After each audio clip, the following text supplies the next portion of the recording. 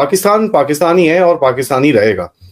17 नवंबर Sunday को भारतीय coast guard ने 7 हमारे मछुआरों को पाकिस्तान में पकड़े जाने से बचाया।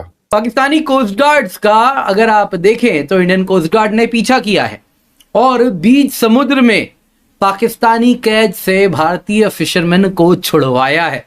पाकिस्तान जो पीएमएसए की शिप थी उसको पता चल गया कि भाई ये कोस्ट गार्ड की शिप आ रही है, तो वहां से कल्टी होने की उसने बहुत कोशिश करी, निकलने की कोशिश करी, भाग रहा इधर उधर और उसके वीडियोस काफी हद तक वायरल हो चुके हैं आज इंटरनेट पे। काफी उसने भागम दौड़ी करने की कोशिश करी। 2 घंटे की चेस के बाद इंडियन कोस्ट गार्ड की बोट ने रोका पाकिस्तानी बोट को, उनको फटकार लगाई, कान वान भी खींचे होंगे पाकिस्तानियों के, और अपने 7 बंदे बचाकर इंडियन कोस्ट गार्ड वापस ले आया। आपको इंडिया की तरह रिस्पॉन्सिबल एक डेमोक्रेसी बनना पड़ेगा, आपको एक स्टेबल इकोनॉमी बनना पड़ेगा, आपको जो वॉल्यूम है इंडिया में इकोनॉमी का उस साइज पे आपको आना पड़ेगा, तब आप इंडिया की तरह मैनूवर करने की बात सोच सकते हैं। वो दिन अब नहीं है जब पाकिस्तान किसी भी तरीके से ये दुस्साहस करे कि इंडिया में आके इंडियन मछुआरों को ले जाए।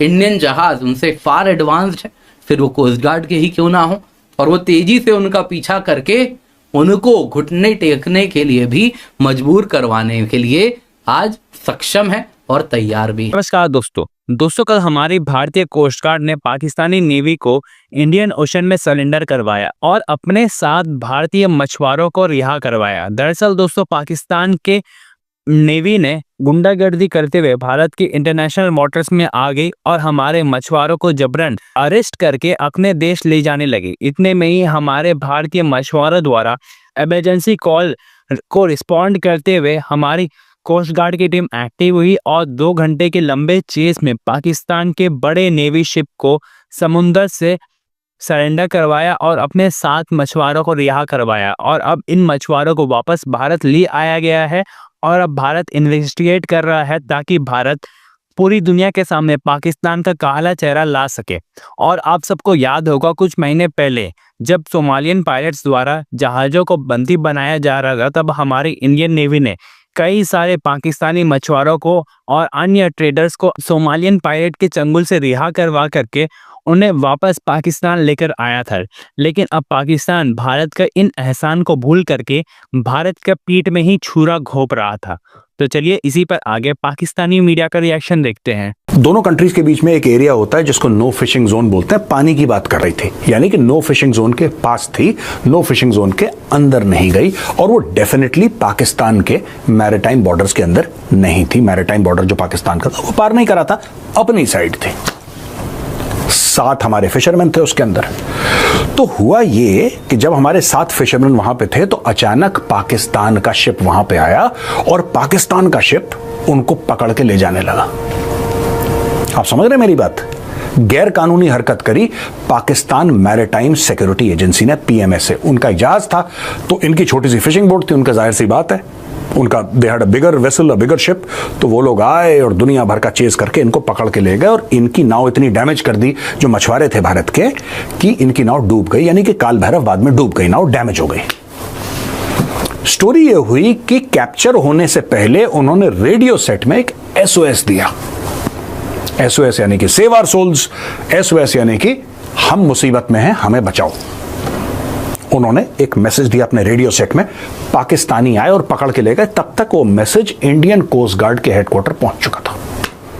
इमीडिएटली कोस्ट गार्ड ने कार्रवाई शुरू करी दोस्तों, और जैसा कि फिल्मों में होता है कि सामने एक बोट चल रही है और पीछे इधर बोट चल रही है, और आगे आगे पाकिस्तानी बोट और पीछे पीछे इंडियन कोस्ट गार्ड की। 2 घंटे की चेस के बाद इंडियन कोस्ट गार्ड की बोट ने रोका पाकिस्तानी बोट को, उनको फटकार लगाई, कान वान भी खींचे होंगे पाकिस्तानियों के, और अपने 7 बंदे बचाकर इंडियन कोस्ट गार्ड वापस ले आया।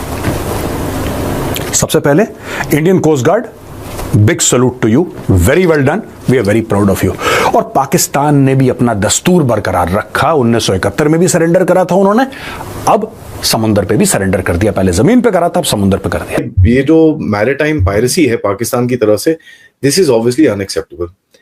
एंड ये उस टाइम पे है जब भारत ने कितने सारे पाकिस्तानियों को बचाया है। जब ये रेड सी के अंदर अटैक्स होते थे तो पाकिस्तानी भी वहां पर फंसते थे, और भारत के कितनी शिप्स ने वहां पर क्रूज को बचाया विदाउट सेइंग कि भाई कौन भारतीय है कौन पाकिस्तानी है, कितने ही पाकिस्तानियों की जानें बचाई, कितनी पाकिस्तानियों को वापस दिलवाया, उसके बाद पाकिस्तान की हरकतें अगर आप देख लें तो तभी उनको हम एक टेररिस्ट नेशन बोलते हैं। तो ये बेसिकली एक इंसिडेंट हुआ जहां पर पाकिस्तानियों ने 7 हमारे मछुआरों को पकड़ लिया। हमारी वहां पर कोस्ट गार्ड की शिप पहुंची, कोस्ट गार्ड की शिप पहुंची, फुल स्पीड में वहां पर पहुंची, and as a matter of fact Pakistan जो पीएमएसए की शिप थी उसको पता चल गया कि भाई ये कोस्ट गार्ड की शिप आ रही है। तो वहां से कल्टी होने की उसने बहुत कोशिश करी, निकलने की कोशिश करी, भाग रहा इधर उधर, और उसके वीडियोस काफी हद तक वायरल हो चुके हैं आज इंटरनेट पे। काफी उसने भागम दौड़ी करने की कोशिश करी। As a matter of fact ICG ship जो इंडियन कोस्ट गार्ड की शिप ने, उसने पाकिस्तानी शिप को एक मैसेज भेजा कि देखिए ऐसा है, इनको आप छोड़ दीजिए, ठीक है, let's be human about it, इनको छोड़ दीजिए, and as a matter of fact हमको कोई इंसिडेंट नहीं चाहिए, leave these fisherman, you go your way, और हम अपने रास्ते वापस चले जाते हैं। लेकिन ऑब्वियसली पाकिस्तानियों को जब तक लात पड़े ना तब तक इनको समझ में नहीं आता है। As a matter of fact काफी हद तक पाकिस्तानियों ने भागने की कोशिश करी, लेकिन जो हमारी शिप थी that was smarter than the Pakistanis, and उसको इंटरसेप्ट करा, उसको ब्लॉक करा, and as a matter of fact जितने भी हमारे फिशरमैन थे उनको रिट्रीव करके, उनको वहां से पाकिस्तानी चुंगल से हटा के भारत अपने पास वापस लेके आया। नाउ ये देखिए हुआ क्या था, जैसे जो मैं बता रहा था कि there was a incident that happened with this Kaal Bhairav ship, जो फिशिंग शिप थी, एंड वो डैमेज हो रखी थी, and as a matter of fact it was just about to sink. तो ये देखिए ह्यूमैनिटेरियन कॉज होता है, एंड अगर आप देखें ह्यूमैनिटेरियन कॉज में अगर पाकिस्तानी ऐसे करेंगे तो मेरा तो यही रहेगा यार, नेक्स्ट टाइम इंडियन नेवी या इंडियन कोस्ट गार्ड की तरफ से कोई पाकिस्तानी पकड़ा जाए उसको वहीं पानी में फेंक दीजिएगा, और उसके बाद पाकिस्तानी शिप को बोलिएगा भैया आके आप देख लीजिए, एक डिंगी डुंगी दे के ना आप, या वो एक क्या बोलते हैं जो लाइफ जैकेट टाइप देके पाकिस्तानी को वहीं पे छोड़ दीजिए।